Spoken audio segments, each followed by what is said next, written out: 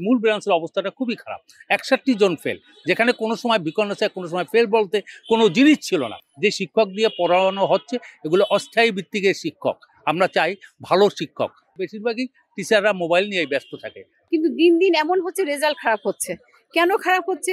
এখানে গার্ডিয়ানরাই কিন্তু সবচেয়ে বেশি শ্রম দেয়। স্কুল কর্তৃপক্ষের কিছু অবহেলা আছে, দুর্বলতা আছে। যেমন ক্লাসে ঠিকমতো হয়তো ক্লাস হচ্ছে কিন্তু বাচ্চাদের সাথে আন্তরিকতা না। যার কারণে বাচ্চারা ক্লাসের প্রতি ফোকাস দেয় না। ২ বছর শিক্ষাবিমুখ হয়ে পড়েছিল।